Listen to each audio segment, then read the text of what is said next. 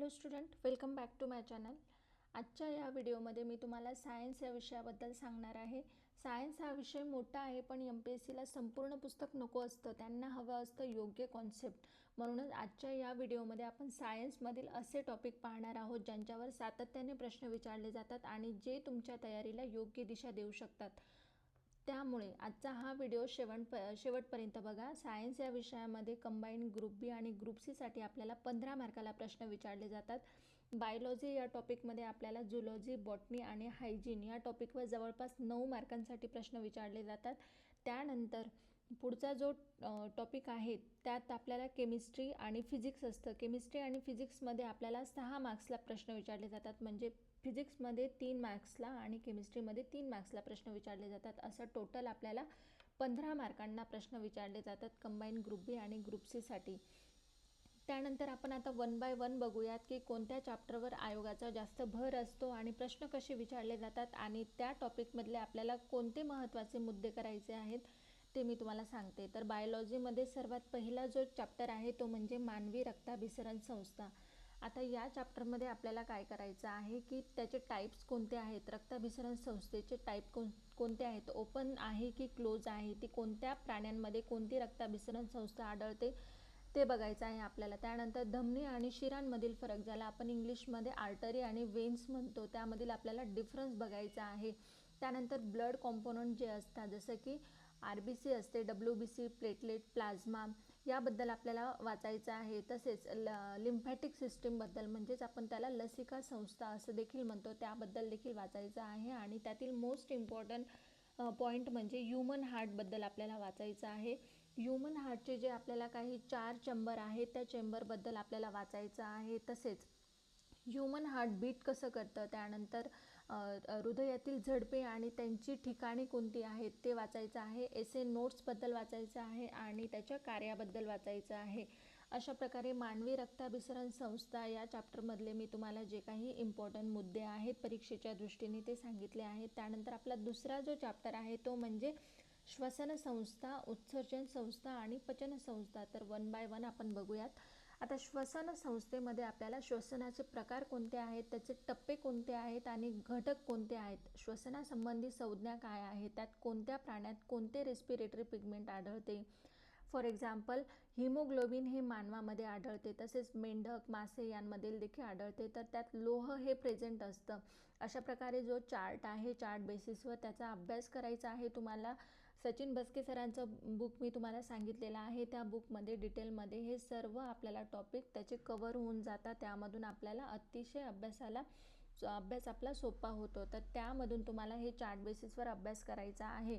त्यामध्ये वेगवेगळ्या प्राण्यांमध्ये कोणकोणते पिगमेंट आढळतं, त्यात कोणते घटक असतात हे तुम्हाला त्यात रीड करायचं आहे आणि परीक्षेच्या दृष्टीने ते इम्पॉर्टंट आहे. त्यानंतर उत्सर्जन संस्था. आता उत्सर्जन संस्थेमध्ये विविध सजीवातील उत्सर्जन कसे होते, कोणते घटक शरीराबाहेर टाकले जातात, म्हणजेच उत्सर्जित केले जातात. For example ammonia, uric acid, urea, guanine, अशा प्रकारचे हे जे आहेत उत्सर्जन संस्थेद्वारे हे घटक बाहेर टाकले जातात, ते रीड करायचे आहेत. त्यानंतर किडनी, नेफ्रॉन यामध्ये युरिन बनवण्याचं स्ट्रक्चर कसं आहे, योग्य क्रम काय आहे, त्यासंबंधी आपल्याला वाचायचं आहे. तसेच उत्सर्जनासंबंधी कोणते विकार आहेत त्याबद्दल देखील आपल्याला रीड करायचं आहे. त्यानंतर पुढचं जे आहे ते म्हणजे पचन संस्था. तर पचन संस्थेमध्ये, म्हणजेच आपण त्याला डायजेस्टिव्ह सिस्टीम म्हणतो, मानवी पचन संस्था कसं कार्य करते, त्यानंतर माउथ टू ॲनस ही सिस्टीम वर्क कशी करते, त्यात कोणते ऑर्गन्स आहेत, त्यांचा रोल काय आहे, त्यांद्वारे कोणते केमिकल्स तयार होतात, त्यांचा रोल काय आहे, यासंबंधी अभ्यास करायचा आहे. त्यानंतर लहान आतडे, मोठे आतडे यांचे काम कसे चालते, जठरातील HCl, पेप्सिन, म्युकस याबद्दल वाचायचं आहे. त्यानंतर स्वादुपिंड, ज्याला आपण पॅनक्रिया म्हणतो, जठर यांच्यापासून तयार होणारे हॉर्मोन्स वाचायचे आहेत. त्यानंतर कोणते एन्झाईम सिक्रेट होतात, तसेच कोणते ज्यूस तयार होते त्याबद्दल रीड करायचं आहे. पचनाच्या पायऱ्या व चयापचयाशी संबंधी रोग कोणते आहेत त्याबद्दल वाचायचं आहे. त्यानंतर आपला पुढचा जो चॅप्टर आहे तो म्हणजे प्रजनन संस्था आणि अस्थि संस्था. आता प्रजनन संस्थेमध्ये त्याच्या पद्धती कोणत्या आहेत आणि प्रकार कोणते आहेत, त्याला आपण प्रजनन संस्थेलाच आपण इंग्लिशमध्ये रिप्रोडक्टिव्ह सिस्टीम म्हणतो. आता आपल्याला female reproductive system and male reproductive system याबद्दल अभ्यासायचं आहे. त्यात मेल रिप्रोडक्टिव्हमध्ये कोणते ऑर्गन असतात, कोणते हॉर्मोन असतात, त्यांचं कार्य काय असतं, तसंच सेम आपल्याला फिमेल रिप्रोडक्टिव्ह सिस्टीमबद्दल वाचायचं आहे. त्यानंतर पुढचा जो चॅप्टर आहे त्यात अजून अस्थिसंस्थामध्ये आपल्याला काय करायचं आहे की कानाचे हाडं जे असतात, कानाच्या हाडांचा क्रम कोणता आहे, लहान हाड कोणतं, मोठं हाड कोणतं, त्यांचा व्यवस्थित क्रम आपल्याला पाठ करायचा आहे. त्यावर देखील प्रश्न विचारला जातो. त्यानंतर मानवी शरीरातील हाडांची संख्या, आता न्यूबॉर्न बेबीमध्ये किती हाडं असतात, त्यानंतर अडल्टमध्ये किती असतात, त्यानंतर हाडांचे प्रकार कोणते आहेत ते देखील आपल्याला यात वाचायचं आहे. त्यानंतर पुढचा जो चॅप्टर आहे तो म्हणजे मानवातील ग्रंथी, संप्रेरके आणि विकरे याबद्दल आपल्याला वाचायचं आहे. तर त्यामध्ये ज्या काही मेन ज्या ग्रंथी आहेत मानवामधील, त्या ग्रंथींबद्दल आपल्याला वाचायचं आहे. फॉर एक्झाम्पल पिट्युटरी ग्लँड असेल, ॲड्रिनल ग्लँड असेल, त्याबद्दल आपल्याला वाचायचं आहे. तर ज्या काही मेन ग्रंथी असतात ज्यांचे सबटाईप पडलेले असतात ते म्हणजे एंडोक्राईन ग्लँड आणि एक्झोक्राईन ग्लँड. आता एंडोक्राईन ग्लँडमध्ये समजा ज्याला आपण त्याची उदाहरणे कोणती आहेत ते बघायचं आहे, ज्याला आपण अंतःस्रावी ग्रंथी देखील म्हणतो. त्यात pituitary gland, thyroid gland, adrenal gland यांच्याबद्दल वाचायचं आहे. त्यांचा रोल काय आहे, त्यांच्यामध्ये कोणते हॉर्मोन्स तयार होतात, त्यांचं कार्य काय आहे हे आपल्याला डिटेलमध्ये वाचायचं आहे. त्यानंतर बाह्यस्रावी ग्रंथी, त्याची उदाहरणे कोणती आहेत, त्याचं कार्य कोणतं आहे, त्याच्यामध्ये कोणत्या ग्रंथी येतात हे देखील आपल्याला वाचायचं आहे. तर बुकमध्ये सेपरेट चार्ट तुम्हाला दिलेला आहे, त्या चार्टमध्ये तुम्हाला डिटेलमध्ये अभ्यास करायचा आहे आणि तो चार्ट पूर्ण पाठच करायचा आहे.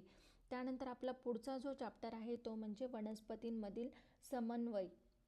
आता वनस्पतींमधील समन्वय म्हणजे काय, त्यात आपल्याला काय इम्पॉर्टंट पॉईंट्स कोणते आहेत की वनस्पतींमध्ये सर्वात महत्त्वाचे हॉर्मोन्स कोणते आहेत, त्यांचा रोल काय आहे. For example auxin, gibberellin, cytokinin, ethylene, abscisic acid यांची कार्य काय आहेत ते आपल्याला डिटेलमध्ये वाचायचं आहे. कोणते हॉर्मोन हे ग्रोथसाठी रिस्पॉन्सिबल असतं किंवा ग्रोथ खुंटवण्याचे कार्य करतं, हे सर्व हॉर्मोन आपल्याला डिटेलमध्ये वाचायचं आहे. त्यानंतर फोटोसिंथेसिस म्हणजेच प्रकाश संश्लेषणाबद्दल आपल्याला वाचायचं आहे. त्यामध्ये कोणते पिगमेंट असतात, क्लोरोफिल, केरिटोनाइड, त्यानंतर फायकोबिलिन याबद्दल आपल्याला वाचायचं आहे. तसेच नायट्रोजन फिक्सेशन हा देखील महत्त्वाचा मुद्दा आहे. त्यानंतर त्याचं सहजीवी आणि असहजीवी नत्र स्थिरीकरण असं म्हटलं जातं, त्याबद्दल आपल्याला वाचायचं आहे. त्यानंतर काही जे मूलद्रव्य आहेत झाडांमध्ये त्यांचा उपयोग काय आहे आणि कोणत्या अभावाने कोणते आजार होतात याबद्दल आपल्याला वाचायचं आहे. फॉर एक्झाम्पल नायट्रोजन असेल, सल्फर, फॉस्फरस, कॅल्शियम, पोटॅशियम याबद्दल आपल्याला वाचायचं आहे. त्यांच्यामुळे किंवा त्यांच्या अभावामुळे कोणते रोग वनस्पतींना होतात हे देखील वाचायचं आहे. त्यानंतर आता पुढचा जो चॅप्टर आहे तो म्हणजे रोग, तो म्हणजे प्राणी आणि वनस्पतींमध्ये कोणते रोग आपल्याला बघायला मिळतात. तर असे चार्ट बेसिसवर तुम्हाला अभ्यास करायचा आहे. विविध म्हणजे व्हायरस आहे की फंगस आहे, वनस्पतींवर होणारे रोग त्याबद्दल वाचायचं आहे. कोणत्या पिकावर कोणता रोग होतो, गव्हावर कोणता होतो, त्या रोगाचे नाव काय आहे, त्यानंतर त्यासाठी कोणता सूक्ष्मजीव कारणीभूत आहे आणि त्याचा प्रकार काय आहे, बुरशी आहे की जीवाणू आहे की विषाणू आहे याबद्दल आपल्याला वाचायचं आहे. आणि प्राण्यांमध्ये देखील सेम तसंच आहे. प्राण्यांचे देखील आजार हे जीवाणूजन्य आहेत की विषाणूजन्य आहेत हे वाचायचं आहे. त्यात फॉर एक्झाम्पल टायफॉईड, क्षयरोग, कॉलरा, डांग्या खोकला हे जीवाणूजन्य आजार आहेत. त्यानंतर विषाणूजन्य आजार म्हणजे कांजण्या, देवी, गोवर, पोलिओ, एड्स याबद्दल आपल्याला वाचायचं आहे. त्यानंतर लसींचे प्रकार कोणते आहेत, लसींचे प्रकार जसे की साल्क आहे, सॅबिन आहे, तसेच कवके, आदिजीव आणि कृमीमुळे उद्भवणारे रोग कोणते त्यांची माहिती काय आहे. For example sleeping sickness. त्यानंतर असंसर्गजन्य रोग त्यांची माहिती वाचायची आहे. त्यानंतर रक्तगटासंबंधी कोणती बेसिक माहिती आपल्याला बुकमध्ये दिली आहे ते व्यवस्थित रीड करायचं आहे. तर अशा प्रकारे प्राणी आणि वनस्पती यांच्या रोगांबद्दल मी तुम्हाला सांगितलेलं आहे, इम्पॉर्टंट टॉपिक्स कोणते आहेत ते. त्यानंतर पुढचा जो महत्त्वाचा टॉपिक आहे तो म्हणजे पोषण. आता पोषण या चॅप्टरमध्ये आपल्याला काय वाचायचं आहे, तर कार्बोहायड्रेट याचे प्रकार कोणते आहेत, प्रोटीन, प्रथिने आणि त्यांचे रासायनिक गुणधर्म काय आहेत, essential, non essential amino acids कोणते आहेत, फॅट्स कोणते इम्पॉर्टंट आहेत शरीरासाठी, कोणते घातक आहेत आणि कोणते आपल्याला इम्पॉर्टंट आहे ते वाचायचं आहे. त्यानंतर विटॅमिन्सबद्दल वाचायचं आहे, जे काही विटॅमिन्स आपल्या शरीराला फायदेशीर ठरतात त्यांच्याबद्दल वाचायचं आहे. विटॅमिन्स, प्रत्येक जीवनसत्व आणि त्याचे रासायनिक नाव काय आहे, त्याचे मुख्य कार्य काय आहे आणि त्यांच्या अभावामुळे कोणते रोग होता हे आपल्याला डिटेलमध्ये वाचायचं आहे. फॉर एक्झाम्पल विटॅमिन ए, ज्याला आपण रेटिनॉल देखील म्हणतो, पण त्याच्या अभावामुळे आपल्याला रातआंधळेपणा होतो. अशा प्रकारे विटॅमिन ए, बी आणि B12बद्दल वाचायचं आहे. सी, डी, ई, के, फॅट सोल्युबल विटॅमिन कोणते, वॉटर सोल्युबल कोणते, याबद्दल आपल्याला वाचायचं आहे. तर अशा प्रकारे पोषण या टॉपिकमध्ये आपला विटॅमिन देखील कवर होतो. त्यानंतर पुढचा जो महत्त्वाचा चॅप्टर आहे वनस्पतीचे वर्गीकरण. वनस्पती वर्गीकरण आणि प्राणी वर्गीकरण यावर आयोगाचा सर्वात जास्त भर असतो. प्रत्येक वर्षी आपल्याला त्यावर प्रश्न बघायला मिळतात. त्यानंतर वनस्पती वर्गीकरणामध्ये आपल्याला कोणते इम्पॉर्टंट टॉपिक करायचे आहेत तर ते मी तुम्हाला सांगते. आता वनस्पतीचे टाईप जसं की क्रिप्टोगॅमी आणि फॅनेरोगॅमी. तर क्रिप्टोगॅमीमध्ये आपल्याला जे काही बघायला मिळतं ते म्हणजे थॅलोफायटा, ब्रायोफायटा, टेरिडोफायटा आणि फॅनेरोगॅमीमध्ये आपल्याला जिम्नोस्पर्म आणि अँजिओस्पर्म बघायला मिळतात. तर क्रिप्टोगॅमी म्हणजे काय, ज्या वनस्पतींना फळे, फुले, बिया येत नाहीत किंवा प्रजनन त्यांचं पोर्सद्वारे होतो. आणि फॅनेरोगॅम्स म्हणजे काय, फळे, फुले, बिया येतात पण त्यांचं प्रजनन हे सीड्सद्वारे होतं. तर आपल्याला या वनस्पतींचे जे काही मी तुम्हाला टाईप सांगितले ते टाईप व्यवस्थित करायचे आहेत. आता थॅलोफायटा म्हणजे काय, आपण त्यांना शेवाळवर्गीय देखील म्हणतो. थॅलस, ज्यांना मूळ खोड पानांमध्ये विभागलेले नसते याला थॅलस म्हणतात आणि व्हॅस्क्युलर टिश्यू देखील नसतात त्यांना. तर मोस्टली हे ॲक्वॅटिक असतात. तर त्यामध्ये क्लोरोफायसी, फिओफायसी, रोडोफायसी म्हणजे या वनस्पतींबद्दल आपल्याला वाचायचं आहे. त्यांच्यात कोणते क्लोरोफिल प्रेझेंट आहे, कोणते पिगमेंट प्रेझेंट आहे, त्यांचं फूड कसं तयार होतं, ते कोणत्या वॉटरमध्ये सर्वाईव्ह करतात, त्यानंतर त्यांचे एक्झाम्पल कोणते आहेत, हे सर्व आपल्याला वनस्पती वर्गीकरणामध्ये करायचं आहे. त्यात थॅलोफायटा, ब्रायोफायटा, टेरिडोफायटा आणि पुढचं जे आहे ते म्हणजे जिम्नोस्पर्म, अँजिओस्पर्म. आता जिम्नोस्पर्म म्हणजे काय की ज्या जिम्नोस्पर्ममध्ये हे असे प्लांट आहे ज्यांच्यामध्ये first plant to develop seeds म्हणजे ज्यांना फुले व फळे नसतात. त्यानंतर प्रजनासाठी ते शंकूचा वापर करतात. त्यानंतर त्यांना पोलन ग्रेन्स असतात, पोलन ग्रेन्स. त्यानंतर त्यांचे ते कोणत्या क्लासमध्ये येतात, त्यांचे एक्झाम्पल कोणते आहेत, अशा प्रकारे आपल्याला अभ्यास करायचा आहे. त्यानंतर अँजिओस्पर्ममध्ये 2 टाईपचे प्लांट्स येतात, ते म्हणजे डायकॉट आणि मोनोकॉट. त्याबद्दल त्यांची उदाहरणे काय आहेत, त्यांचं कार्य काय आहे, त्यांची वैशिष्ट्य काय आहेत, हे आपल्याला वनस्पतीचे वर्गीकरण या चॅप्टरमध्ये आपल्याला रीड करायचं आहे. बुक्समध्ये तुम्हाला डायग्रॅम देखील दिलेल्या आहेत, त्या डायग्रॅमवरून तुमचा अभ्यास अजून सोपा होईल, त्यामुळे बुकमधून अभ्यास करायचा आहे. त्यानंतर प्राण्यांचे वर्गीकरण. आता यात आपल्याला सर्वात महत्त्वाचं जे काही असतं प्राण्यांचा संघ. तो प्राण्यांचा संघ त्यात आपल्याला 9 ते 10 टाईप येतात, ते आपल्याला करायचे आहेत. त्यामध्ये सर्वात महत्त्वाचं म्हणजे पोरीफेरा, सिलेंटेरेटा, प्लॅटीहेल्मिंथिस, त्यानंतर ॲस्केलमिंथिस, ॲनेलिडा, ऑर्थोपोडा, मोलुस्का, इकायनोडर्मॅटा, हेमिकॉर्डेटा आणि कॉर्डेटा. हे जे 10 संघ आहेत या 10 संघांबद्दल वाचायचं आहे. प्रत्येक संघामध्ये कोणते प्राणी येतात ते वाचायचं आहे, त्याची उदाहरणे कोणती आहेत ते वाचायचं आहे, डिटेलमध्ये अभ्यास करायचा आहे त्यांचा. अशा प्रकारे वनस्पती आणि प्राणी वर्गीकरणाबद्दल मी तुम्हाला सांगितलेलं आहे. त्यानंतर पुढचा जो आपला मुद्दा आहे तो म्हणजे फिजिक्स. आता फिजिक्समध्ये इथे बघा आपल्याला 3 प्रश्न दरवर्षी विचारले जातात फिजिक्स संबंधी. त्यामध्ये इम्पॉर्टंट चॅप्टर्स कोणते आहेत ते मी तुम्हाला सांगते. तर फिजिक्समध्ये पहिला तर चॅप्टर आहे तो म्हणजे विद्युतधारा. आता या चॅप्टरमध्ये आपल्याला काय करायचं आहे की कोलम किंवा ॲम्पियर यांचं युनिट्स काय आहे ते वाचायचं आहे. त्यानंतर फॉर्म्युले पाठ करायचे आहेत. फॉर्म्युला बेसिस देखील आपल्याला एक्झाम्पल विचारले जातात, त्यानुसार आपण ते फॉर्म्युले पाठ करायचे आहेत. तसेच potential difference, resistance, Ohm's law, रोधांची जोडणी कशी असते, हे सर्व आपल्याला विद्युतधारा या चॅप्टरमध्ये करायचं आहे. त्यानंतर पुढचा जो चॅप्टर आहे तो म्हणजे प्रकाश. आता प्रकाश या चॅप्टरवर देखील आपल्याला प्रश्न बघायला मिळतात. प्रकाश या चॅप्टरमध्ये आपल्याला काय करायचं आहे की कनकेव मिरर आणि कन्व्हेक्स मिरर यांच्याबद्दल आपल्याला वाचायचं आहे. त्यांची संज्ञा काय आहे, त्यांचे एक्झाम्पल काय आहेत. त्यानंतर रिफ्लेक्शन याबद्दल वाचायचं आहे, रिफ्लेक्शनच्या लॉबद्दल वाचायचं आहे. त्यानंतर आरशासंबंधी जी काही चिन्हे आहेत ती चिन्हे आपण समजून घ्यायची आहेत. आरशाचे सूत्र समजून घ्यायचं आहे. आरशाप्रमाणेच भिंगासाठी भिंगांचे प्रकार किती आहेत, त्याचे सूत्र कोणते आहे आणि त्याची शक्ती काय आहे, हे सर्व लेन्स फॉर्म्युला समजून घ्यायचं आहे. त्यानंतर डोळ्यासंदर्भातील आजार, त्याला आपण काय म्हणतो की मायोपिया, ज्याला आपण लघुदृष्टता म्हणतो. त्यानंतर हायपरमेट्रोफिया, दूरदृष्टता म्हणतो आपण त्याला. आणि प्रेसबायोपिया, ज्याला आपण वृद्धदृष्टता म्हणतो. यासाठी कोणत्या लेन्स वापरल्या जातात हे सगळं आपल्याला रीड करायचं आहे. त्यानंतर प्रकाशाच्या संबंधित काही महत्त्वाच्या संज्ञा आहेत, जसं की प्रकाशाचे अपस्करण, प्रकाशाचे विकरण, त्यानंतर प्रकाशाचे अपवर्तन. या कॉन्सेप्ट समजून घ्यायच्या आहेत, व्यवस्थित समजून घ्यायच्या आहेत. बुक्समध्ये डायग्रॅम देखील आहेत त्याच्याबद्दल. त्यानंतर पुढचा जो चॅप्टर आहे तो म्हणजे कार्य, ऊर्जा आणि शक्ती. तर यामध्ये आपल्याला गतीज आणि स्थितीज ऊर्जेमधील फरक काय आहे तो फरक समजून घ्यायचा आहे. तसेच बेसिक युनिट्स काय आहे आणि त्यांचे फॉर्म्युले काय आहेत हे आपल्याला शिकून घ्यायचं आहे. त्यानंतर कार्यशक्ती यांचे फॉर्म्युले, त्यावर आपल्याला प्रॉब्लेम्स विचारले जातात आणि त्याचे युनिट्स देखील विचारले जातात परीक्षेमध्ये. तर ते युनिट्स देखील आपल्याला तोंडपाठ असणं गरजेचं आहे. त्यानंतर किरणोत्सारिता. तर किरणोत्सारिता हा अतिशय महत्त्वाचा चॅप्टर आहे. त्याला आपण रेडिओ ॲक्टिव्हिटी देखील म्हणतो.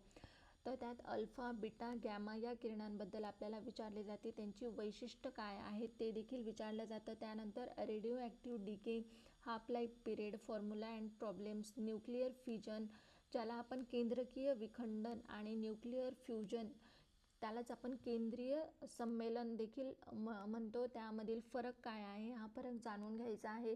तसेच महत्त्वाचे जे काही मुद्दे आहेत, लॉ ऑफ रेडिओ ॲक्टिव्हिटी म्हणजे विकिरण आपोआप होते, कोणताही बाह्य परिणाम नको, अर्धा आयुष्य कालावधी निश्चित असतो, हे एक म्हणजे रॅन्डम आणि नैसर्गिक विघटन असते. रेडिओ ॲक्टिव्हिटीमध्ये आपल्याला हे सर्व मुद्दे करायचे आहेत. त्यानंतर अल्फा, बीटा आणि गॅमा यांबद्दल, यामध्ये कोणते वैशिष्ट्य आहेत, कोणते अणू आहेत त्यामध्ये, तसेच त्यांची भेदन क्षमता काय आहे किंवा त्यांची आयनिकीकरण क्षमता काय आहे, याबद्दल थोडंसं डिटेलमध्ये वाचायचं आहे. त्यावरच प्रश्न असतात. त्यानंतर पुढचा जो चॅप्टर आहे तो म्हणजे ध्वनी. ध्वनी चॅप्टरमध्ये वेवलेंथ, फ्रिक्वेन्सी आणि यांच्याबद्दल आपल्याला त्यांचे युनिट काय आहेत, त्यांचा फॉर्म्युला काय आहे याबद्दल वाचायचं आहे. तसेच छोट्या छोट्या बऱ्याच टर्म आहेत ज्या आपल्याला समजून घ्यायच्या आहेत. उदाहरण पिच, ज्याला आपण तीव्रता म्हणतो, lower pitch, higher pitch, amplitude, उच्च वेग, याबद्दल देखील आपल्याला वाचायचं आहे. तसेच मानवाची श्रवण मर्यादा काय आहे, 20 हर्ट्ज ते 20 किलोहर्ट्जपेक्षा 20 किलोहर्ट्जपर्यंत मानवाची ही श्रवण क्षमता असते, त्याबद्दल आपल्याला वाचायचं आहे. कोणते प्राणी किती क्षमतेपर्यंत ऐकू शकता, इन्फ्रासोनिक आणि अल्ट्रासोनिक साऊंड याबद्दल आपल्याला वाचायचं आहे. त्यानंतर तापमान आणि घनतेचा ध्वनीच्या वेगावर होणारा परिणाम काय आहे. तसेच प्रतिध्वनी म्हणजे काय, त्याची रेंज काय, सोनार म्हणजे काय, सोनार जे आपलं यंत्र असतं त्या यंत्राबद्दल वाचायचं आहे. त्यानंतर मानवीकरणाचा म्हणजेच कानातील हाडांचा आतून किंवा बाहेरील उलटा क्रम काय आहे. त्यानंतर प्रॉब्लेम्स जास्त वेगावर किंवा वारंवारता यावर येतात. तर अशा प्रकारे ध्वनी या चॅप्टरमधले मी तुम्हाला इम्पॉर्टंट पॉईंट सांगितलेले आहे. त्यानंतर पुढचा जो चॅप्टर आहे तो म्हणजे राशी व मोजमाप. राशी व मोजमापमध्ये आपल्याला जे काही भौतिक राशी आहेत त्यांचं SI युनिट काय आहे, त्यानंतर त्याचं सिम्बॉल काय आहे, अशा प्रकारे आपल्याला त्या सर्व राशींचा अभ्यास करायचा आहे. जसं की लांबीसाठी आपल्याला त्याचं SI युनिट काय आहे, मीटर आहे, आणि त्याचं चिन्ह हे स्मॉल मध्ये आपण डिनोट करतो. तर अशा प्रकारे ज्या काही महत्त्वाच्या भौतिक राशी आहेत, ज्याला आपण फिजिकल क्वांटिटी देखील म्हणतो, त्याचा अभ्यास आपल्याला या चॅप्टरमध्ये करायचा आहे. त्यानंतर पुढचा जो चॅप्टर आहे तो म्हणजे गती प्रकार आणि नियम. आता यामध्ये आपल्याला महत्त्वाचं काय आहे की अंतर, स्पीड, ज्याला आपण distance, speed, displacement, velocity, acceleration याच्याबद्दल वाचायचं आहे. तसेच न्यूटन्सचे गतिविषयक नियम कोणते आहेत, पहिला, दुसरा, तिसरा याबद्दल आपल्याला डिटेलमध्ये वाचायचं आहे आणि त्याचे एक्झाम्पल्स आपल्याला काय देता येतील त्याबद्दल वाचायचं आहे. तसेच गतीचे प्रकार कोणते आहेत त्याबद्दल थोडंसं आपल्याला डिटेलमध्ये वाचायचं आहे. फॉर एक्झाम्पल रेखीय गती, ज्याला आपण लिनियर मोशन म्हणतो, तर त्याचं स्पष्टीकरण देताना आपल्याला असं करता येईल की वस्तू एका सरळ रेषेत हालते. एक्झाम्पल, सरळ रेषेत रस्त्यावर चालणारी गाडी. अशा प्रकारे वृत्तीय गती, आवर्ती गती याबद्दल आपल्याला थोडंसं डिटेलमध्ये वाचायचं आहे. प्रश्न त्यावर येतात. तसेच पुढचा जो चॅप्टर आहे तो म्हणजे दाब. दाब या चॅप्टरमध्ये आपल्याला पास्कलचा नियम, बर्नौलीचा सिद्धांत, तसेच प्लावक बल याबद्दल आपल्याला वाचायचं आहे. प्रेशर, फोर्स, एरिया याबद्दल देखील आपल्याला वाचायचं आहे. त्यानंतर पुढचा जो चॅप्टर आहे तो म्हणजे चुंबकत्व.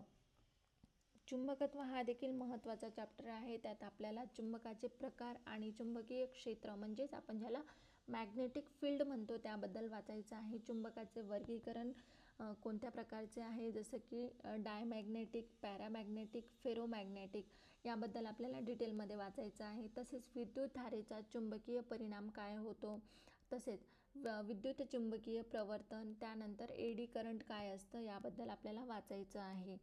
अशा प्रकारे हे फिजिक्सचे इम्पॉर्टंट टॉपिक मी तुम्हाला सांगितलेले आहे. त्यानंतर पुढचा जो आपला महत्त्वाचा मुद्दा आहे तो म्हणजे केमिस्ट्री. केमिस्ट्रीमध्ये 7 ते 8 हे इम्पॉर्टंट चॅप्टर मी इथे नोट केलेले आहेत. ते 1 बाय 1 मी तुम्हाला सांगते. सर्वात पहिलं आहे कार्बनचे जग. कार्बनचे जग या चॅप्टरमध्ये तुम्हाला काय करायचं आहे, कार्बनचे ॲलोट्रॉप्स म्हणजेच त्याला आपण अरूपे म्हणतो, ज्यात आपल्याला डायमंड, ग्राफाईट हे अशा प्रकारचे ॲलोट्रॉप्स आहेत कार्बनचे, त्याबद्दल वाचायचं आहे. त्यानंतर कोव्हॅलंट आणि आयोनिक बॉन्डमधील फरक काय आहे तो फरक आपल्याला पाठ करायचा आहे. तसंच कोळशाचे प्रकार, कार्बनच्या किती टक्क्यावर आहे ते आपल्याला कोळशाचे प्रकार करायचे आहे. त्यानंतर पुढचा जो चॅप्टर आहे तो म्हणजे खनिजे व धातुके. या चॅप्टरमध्ये आपल्याला मेनली जे फॉर्म्युला असतात त्या फॉर्म्युलांवर प्रश्न विचारले जातात आणि जोड्या लावा देखील आपल्याला या चॅप्टरवर विचारले जातात. त्यामुळे आपल्याला हे करायचं आहे. फॉर एक्झाम्पल बॉक्साईट, त्यामध्ये त्याचे जोड्या लावावर प्रश्न विचारले जातात. त्यानंतर जो काही पाठांतराचा भाग आहे तो आपण करायचा आहे. म्हणजे धातू किंवा त्याची माहिती काय आहे त्याबद्दल आपल्याला माहीत असणं गरजेचे आहे. तसेच पुढचा जो चॅप्टर आहे आपला तो म्हणजे द्रव आणि त्यांचे स्वरूप.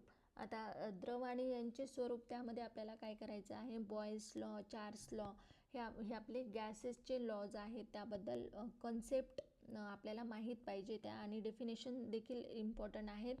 त्यानंतर संगणन, संप्लवन किंवा त्याला अप्रकट उष्मा देखील म्हणतो आपण, त्याविषयी आपल्याला वाचायचं आहे. तसेच पुढचा जो चॅप्टर आहे तो म्हणजे अणूची संरचना. तर ह्या चॅप्टरमध्ये आपल्याला अणूविषयी कोणत्या शास्त्रज्ञांनी कोणते काय सिद्धांत मांडले आहेत त्याबद्दल आपल्याला वाचायचं आहे. उदाहरण, डॉल्टनचा सिद्धांत, Rutherford, Thomson, Bohr's law, Bohr's atomic model याबद्दल आपल्याला वाचायचं आहे. आणि अणूबद्दल म्हणजे प्रोटॉन, न्यूट्रॉन, इलेक्ट्रॉनची माहिती आणि त्यांचे शास्त्रज्ञ कोणते, त्यांचा शोध कोणी लावला याबद्दल आपल्याला वाचायचं आहे. तसेच ॲटॉमिक नंबर आणि ॲटॉमिक मास नंबर यामधील फरक काय आहे, व्हॅलेन्सीबद्दल वाचायचं आहे. तसेच आयसोटोप्स, ज्याला आपण समस्थानिके देखील म्हणतो, ते काय असतं, आयसोबार काय असतं, आयसोटोन काय असतं इत्यादी आपल्याला डेफिनेशन देखील विचारले जातात. त्यानंतर कार्बन डेटिंगची पद्धत काय आहे, तसेच मॉलिक्युलर वेट आणि इक्विव्हॅलंट वेट कसे काढले जाते याबद्दल देखील आपल्याला या चॅप्टरमध्ये रीड करायचं आहे. त्यानंतर पुढचा जो चॅप्टर आहे तो म्हणजे आम्ल आणि आम्लारी. या चॅप्टरमध्ये आपल्याला pH स्केल, त्यात काही महत्त्वाच्या द्रवणांचे pH आपल्याला माहीत पाहिजे आणि ते आपल्याला पाठ करायचे आहे. उदाहरण, ब्लड म्हणजे रक्ताचा pH हा 7.35 ते 7.45, ज्याला आपण अल्कलाईन म्हणतो. अशा पद्धतीने कोणत्या टाईपचे कोणते pH असतात, किती pH असतात हे आपल्याला रीड करायचं आहे. त्यानंतर ज्या काही महत्त्वाच्या थेरीज आहेत त्या थेरीज आपल्याला करायच्या आहेत, जसं की Lewis acid base theory, Bronsted Lowry theory याबद्दल आपल्याला आम्ल व आम्लारी या चॅप्टरमध्ये रीड करायचं आहे. त्यानंतर पुढचा जो चॅप्टर आहे तो म्हणजे रासायनिक बंध. तर रासायनिक बंध यामध्ये काही रिॲक्शनचे प्रकार आहेत, ते प्रकार करायचे आहेत, जसं की combination reaction, displacement reaction, decomposition reaction आणि ऑक्सिडेशन रिडक्शन रिॲक्शन. या महत्त्वाच्या रिॲक्शन आपल्याला या चॅप्टरमध्ये करायचं आहे. त्यानंतर पुढचा जो चॅप्टर आहे तो म्हणजे मूलद्रव्यांचे वर्गीकरण. मूलद्रव्यांचे वर्गीकरण या चॅप्टरमध्ये आपल्याला मेटल्स, नॉन मेटल्स आणि मेटलॉइड्स या धातूंबद्दल वाचायचं आहे, त्यांचे गुणधर्म काय आहेत ते वाचायचं आहे. त्यानंतर पुढचा जो महत्त्वाचा चॅप्टर आहे तो म्हणजे आवर्त सारणी आणि शेवटचा चॅप्टर केमिस्ट्रीमधला डोबेरायनरची त्रिके काय आहेत, न्यूलँडची अष्टके, मेंडेलिव्हची आवर्त सारणी. हे सर्वात महत्त्वाचं आहे, ते आपल्याला करायचंच आहे. त्यानंतर सर्वात महत्त्वाचं अजून काय आहे की आधुनिक आवर्त सारणी, ज्याला आपण हेनरी मोसलीची आवर्त सारणी म्हणतो, त्याबद्दल देखील प्रश्न विचारले जातात, ती कोणत्या बेसवर आहे. त्यानंतर आवर्त सारणीतील मूलद्रव्यांचे स्थान काय आहे, एस पी